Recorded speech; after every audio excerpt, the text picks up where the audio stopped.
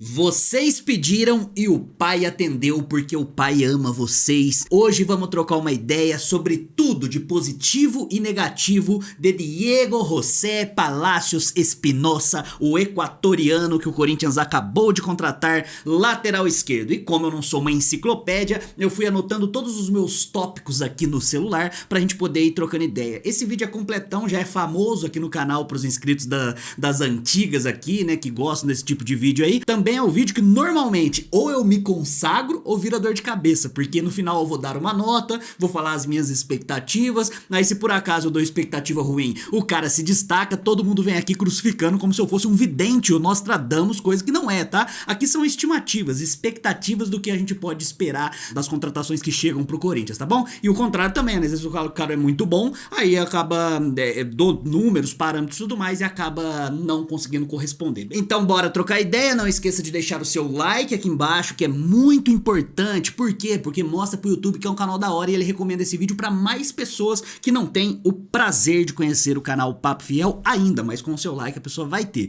Então clica no joinha, se inscreva no canal, ative o sininho, comenta aqui embaixo as suas expectativas. No final, como eu falei, eu vou dar uma nota pra contratação e tudo mais, e aí você dá a sua nota aqui, né? Talvez tenha coisas aqui que você não viu por aí, não sabia sobre o Palacios, e a gente vai conversar a partir de agora, beleza? Primeiro eu vou dar um parâmetro geral do Diego Palacios, né? Como falei, nome completo dele, Diego Palacios José Espinosa, equatoriano, canhoto, lateral esquerdo. E aí eu tenho a minha primeira observação. Ele começou a carreira como lateral esquerdo de ofício. O que é o lateral esquerdo de ofício? Aquele mais fincado mesmo na parte de zaga do time e tudo mais, né? Descendo um pouco menos. E com o tempo, né? Ele foi descendo cada vez mais e acabou ficando um lateral mais equilibrado. Ele é jovem ainda, tem 24 anos, nasceu em 1999 na cidade de Guayaquil, no Equador, inclusive a cidade onde ele teve o seu primeiro clube semi-amador lá, né, que tá na segunda ou terceira divisão do Equador, antes de ir para o Aucas do Equador na categoria de base. Ele encerrou contrato nesse Los Angeles que ele tava, a gente vai chegar lá daqui a pouquinho. Ele veio sem custo de negociação pro Corinthians, direto com o Los Angeles, ou seja, encerrou o contrato no dia 31 de dezembro de 2023, no dia 1º ele já estava livre, aí ele assinou com o Corinthians apenas para negociação de salários e luvas. Todo mundo que acha que quando o cara vem de graça pro time não tem valores a ser pagos, tem sim, né? Quando você paga luva, você paga ali pra agência dele, que daqui a pouco vocês vão saber inclusive quem o agencia, tá bom? 187 jogos na carreira, ele fez 2 gols e 19 assistências. Isso dá uma média de 0,1 participação direta em gol por jogo. Aí você pode falar, nossa, mas é muito baixo. Sim, mas pra gente conseguir analisar esse tipo de estatística de gols e assistências, principalmente assistências quando se trata de um lateral, a gente tem que analisar o gráfico se ele está crescendo ou subindo. E no caso do Palacios é um gráfico que vem nos últimos 4 anos melhores. É óbvio que muitos dos argumentos que são válidos por aí é que ele estava jogando nas últimas 3, 4 temporadas na MLS, que é a Major League Soccer do futebol dos Estados Unidos, né? Que é aquela bagunça, né? Então a gente sabe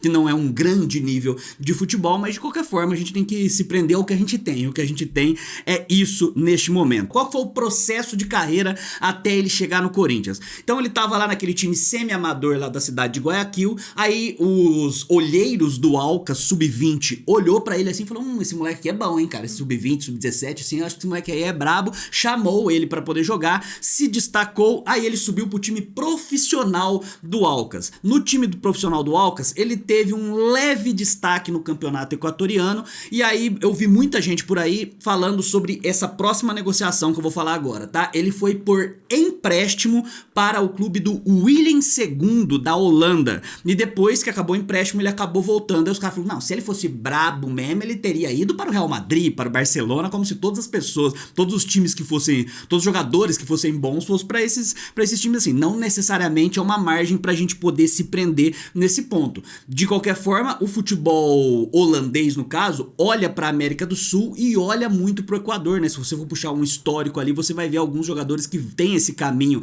lá pra grandes times lá da Holanda. Aqui no Brasil também, né? A gente tem históricos aí do Romário no PSV da Holanda, o próprio Cássio que veio do Corinthians estava lá no PSV da Holanda, o Ronaldo também. Enfim, não tô comparando com esses jogadores, mas é que tem cenário, tem um mercado holandês aqui na na América do Sul pra esses caras, beleza? Ele acabou não se destacando tanto lá e depois voltou de novo pro Alcas quando ele foi negociado, mas não foi bem uma negociação, porque ele foi sem valor de custos para o Los Angeles Football Club, né, da Califórnia, e ficou lá as últimas 4 temporadas, tá bom? Então isso é importante. Então ele tava no Alcas, foi pra esse William da Holanda, voltou pro Alcas, foi pro Los Angeles e agora, encerrando o contrato, veio para o Corinthians, tá? Então se prenda nessa situação, tá? Ele foi também ali sem valores divulgados, pelo menos, do Alcas para o Los Angeles. Participou também das categorias de base da seleção do Equador, né? Mas não participou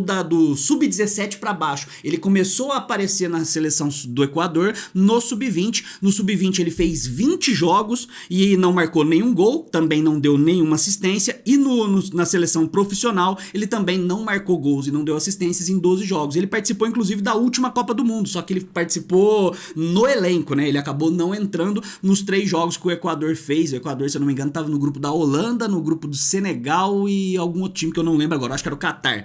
E aí ele acabou não sendo utilizado, mas foi um dos convocados ali para a Copa do Mundo, tá bom? E aí ele assinou agora com o Corinthians por 4 anos até dezembro de 2027. É um contrato bem longo, é um contrato ali que, se por acaso o jogador não funciona, a gente já tem históricos aí que pode ser um BO grande pra gente, apesar do salário não ser um salário topo de linha do elenco, eu já explico pra vocês, tá? E aí ele é agenciado, guardem esse nome, busquem aí, porque aí vocês podem dar uma pesquisada pra saber quais as agências que trabalham nessa gestão do Augusto Melo vão trabalhar mais ou menos ali com a nova gestão, né? Então ele é agenciado pela Be-Legend Sports, que é uma agência equatoriana, e um dos seus grandes nomes ali da agência, além obviamente do Diego Palacios, é o Alexander Alvarado, né, que é jogador da LDU, que entrou inclusive na final da Copa Sul-Americana e decidiu a partida praticamente lá, né? Um jogador bem promissor também, da mesma idade ali, jovem e tal, né, cara? Quem sabe não pode ser uma porta aberta para uma futura contratação ali, né? E aí o que acontece? Aqui eu trouxe também os números das últimas 4 temporadas. Por que eu me prendi apenas às últimas 4 temporadas? Porque se a gente começa a pegar números muito antigos, ou ele vai estar muito diferente do que tá lá, ou não faz mais tanto sentido para esse momento, tá? Então eu peguei os 4 últimas temporadas com ele jogando no Los Angeles, né? E a gente percebe um ponto positivo no meu ponto de vista aqui, tá? Porque o número de jogos vem crescendo também. Em 2020 ele disputou 23 jogos na temporada, em 2021 27 jogos, em 2022 35 jogos e na temporada passada 45 jogos. O futebol brasileiro é um caos, né, cara? Vocês sabem que o Corinthians tem 4 competições para disputar em 2024, o Campeonato Paulista, tem também a Sul-Americana, tem o Campeonato Brasileiro, Copa do Brasil e tudo mais. E aí eu fiz aqui uma estimativa, né? Então, na última temporada ele fez 45 jogos. Se o Corinthians não classificar em nada, na pior das hipóteses, o pior número de jogos que o Corinthians vai fazer na temporada é 57 jogos, ou seja, a tendência é que, se ele assuma a titularidade, ele continue aumentando esse gráfico aí com o Corinthians, né? E aí, se o Corinthians atingir todas as metas que foram estipuladas lá, que era a 8ª de final da Sul-Americana, 8ª de final da Copa do Brasil e tal, o Corinthians consegue fazer aí numa média de 67 jogos na temporada, e se chegar em todas as finais, fizer o máximo número de jogos possíveis, 86 jogos em 2024. Então a tendência é que ele faça mais jogos aí na sua carreira, né? Chegou para assumir a titularidade aí do ponto de vista da diretoria, da contratação, vamos ver aí. E aí preciso colocar aqui um ponto muito, muito, muito negativo, porque assim como os números de jogos dele aumentou, o número de cartões que ele toma também aumentou. Aí você pode falar, pô, mas aí era óbvio, né? Aumentou o número de jogos, aumentou o número de cartão, mas não necessariamente aumentou proporcional, ele aumentou a porcentagem de cartão por jogo que ele receberia. Então vou passar. Em 2023, ele recebeu 5 cartões amarelos em 23 jogos, o que dá uma média de 0,21 cartões por jogo, né? 0,21. Em 2021, 27 jogos, caiu um pouquinho, aí foi a melhor temporada em relação à disciplina dele lá, com 0,07 cartões. A partir daí foi só crescendo e de maneira muito exponencial. Com 35 jogos em 2022, ele tomou 10 cartões amarelos. Nesses 10 cartões amarelos dá 0,28 cartões por partida, e na última temporada ele recebeu 15 cartões amarelos e mais um cartão vermelho, né? Teve um jogo que ele tomou 2 cartões amarelos e ainda tomou vermelho, que dá uma média de 0,33 por jogo. Então ele vem crescendo, vem se tornando um jogador muito indisciplinado, por assim dizer, ali, né, no caso. E todos esses cartões normalmente são por faltas mais violentas. Ele não é um cara que reclama muito com o juiz, mas ele é um cara que tem... Como ele é baixinho, né? Ele tem 1,69 m, por coincidência a mesma altura do Fagner, que é a lateral direita. Ele também tem que compensar de alguma forma na parte física, e nessa parte física ele acaba deixando muito a desejar nesse ponto aí, tá bom? Então, só pra gente falar, se o Corinthians atingir todas as metas e fizer aquele número de 67 jogos que eu falei, a tendência é que o Diego Palacios receba, na verdade, uma média entre 20 e 25 cartões amarelos na temporada. Então é muito, né? Ele precisa melhorar muito nesse aspecto e em estatísticas. Pontos negativos e positivos você pergunta, tá? Agora, por que é importante falar pontos negativos e positivos quando vem uma contratação? Porque muita gente vai fazer análise tática, análise da contratação como um todo aí, coloca só ponto positivo e parece que a gente tá contratando ali o Roberto Carlos, parece que a gente tá contratando um jogador muito acima da média, porque as pessoas só expõem o ponto positivo. E tem muita gente que só expõe o ponto negativo, aí parece que a gente tá contratando uma draga. Então eu gosto de separar eu separei aqui 4 pontos positivos e negativos. Pontos positivos primeiro. Ótimo tempo de bola, boa antecipação e ele ocupa bem os espaços. É um jogador que é muito importante taticamente, ou pelo menos foi muito importante taticamente no Los Angeles. Sabe recompactar bem uma linha, porque ele desce muito, então ele sempre precisa recompactar, ele não fica sempre compactado ali, então ele abandona a posição e sempre recompacta. Tem um tempo de bola muito interessante, o que é positivo, porque como ele é baixinho, a jogada aérea é um problema, que a gente já tinha esse problema e vai continuar tendo agora, mas ele tendo tempo de bola, isso aí pode auxiliá-lo de alguma forma, tá? 29% de acertos nos cruzamentos. Aí você fala, mas isso é um ponto positivo? O cara erra 7 de cada 10? É que a média mundial dos jogadores, né, laterais que tem é entre 20 e 25%. Jogadores muito diferenciados, muito acima do mercado ali, dá acima de 30%. Então 29% de acerto, apesar de ser na MLS, é realmente uma ótima estatística aí, principalmente para um lateral, certo? E aí aqui eu coloquei um asterisco, tá? Por várias análises que eu acabei assistindo por aí, as pessoas falam, não, ele é um lateral muito veloz. Eu assisti vários compactos de jogos dele, não consegui achar toda essa velocidade que os caras falaram aí não. Só que como eu falei, ele é um cara que tem uma agilidade ali, né? Então ele consegue fazer com que ele pareça que tem mais velocidade do que tem. Então a gente pode colocar isso como um ponto positivo ali. Ele não é lento, esse que é o ponto, tá? E aí muita gente pergunta, ele é melhor pelo menos que o Fábio Santos e o Matheus Bidu? Em todas as estatísticas, se a gente pegar uma média, ele tem números melhores que o Fábio Santos e melhores que o Matheus Bidu. Por esse ponto, ele deve chegar assim para poder assumir a titularidade. Lógico que tem o Hugo ainda, mas a gente espera que o Diego Palacios seja mais promissor do que o Hugo, que até pouco tempo era reserva no Goiás, mas a gente vai ver como que fica essa disputa de posição ali, né? Agora, pontos negativos, tá? Ponto negativo, um deles eu já citei, é um jogador muito agressivo fisicamente, né, cara? Muita falta, muito cartão, isso pode prejudicar e muito o time do Corinthians, qualquer time, na verdade, né? Você tem um jogador que toma muito cartão, principalmente se ele for um jogador crucial pra temporada. Ele tá lá, toma posição, toma conta do negócio, acaba fazendo muita falta se ele fica suspenso a cada 3 jogos, a cada 4 jogos, o cara tomando cartão direto aí, fica complicado. Nas últimas 4 temporadas tomou 32 cartões amarelos e um vermelho, então esse é um ponto negativo também. A baixa estatura eu coloquei como um ponto negativo, porque ele tem 1,69 m, mesma altura do Fagner, e a gente já sabe que essa altura acaba prejudicando, principalmente em jogadas de profundidade na linha de fundo do adversário,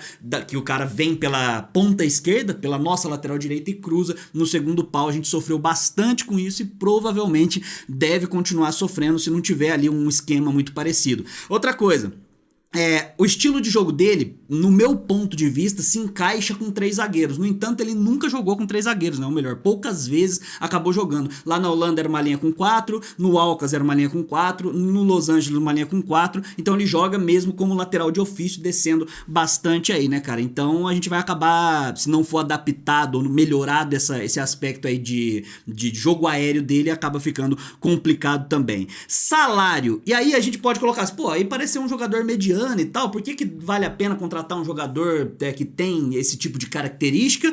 A questão salarial também faz diferença no caso desse aí, porque segundo o site, eu vou colocar porque nunca, é sempre estimativa, né? Nunca é divulgado oficialmente o salário do cara. Segundo o site Salary Sport e o F-Brief, ele recebia cerca de entre 250 e 300 mil reais por mês lá no Los Angeles. Então ele deve vir pra cá com a tendência de receber entre 400 e 500 mil reais, né? Você pode colocar, é óbvio que pra realidade do trabalhador comum, né? Pra minha realidade aqui é um absurdo uma pessoa receber tudo isso aí por mês, mas pra realidade do futebol, entre 400 e 500 mil aí, se for realmente essa base aí, é dentro do esperado pra um jogador com essas expectativas aí também, tá bom? Então 400 a 500 mil reais aí, e é óbvio que isso aí pode ter um leve acréscimo de valor de luva. Então se por acaso tiver acordado que ele vai receber 400, talvez chegue em 450, 460, 500 ali por conta das luvas. Se for 500, talvez chegue um pouquinho mais por o que é a luva, né? Quando você acorda com o jogador ali, você não negocia direto com o clube, aí você parcela em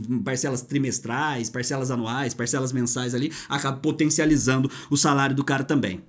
Departamento médico, ele teve só 2 passagens aí, né, na carreira profissional dele no departamento médico, que é extremamente positivo, e mais positivo ainda é que só uma das passagens foi por lesão. Ele teve uma lesão muito leve no joelho, né, cara, em 2022, onde ele sentiu dores e ficou só 10 dias afastado. A outra passagem dele de departamento médico é coronavírus, então ele ficou lá, ficou uns dias ali tranquilo, perdeu um jogo da seleção equatoriana, um jogo do Los Angeles Galaxy, Los Angeles Futebol Clube, e já voltou ali também. E numa visão geral, né, cara, eu vou colocar na tela aí pra você parâmetros gerais que é importante da gente poder dar uma olhada. Antes disso, vou colocar o mapa de calor, o famoso mapa de calor que causa tanta intriga por aí. Você vai perceber que é um jogador que ocupa bastante o espaço de campo, né? O posicionamento dele ali é um posicionamento mais preenchido. Se você fosse pegar o mapa de calor do Fábio Santos, por exemplo, era uma coisa mais clara no ataque. O dele é mais vermelhinho, mais coeso ali, um lateral aparentemente um pouco mais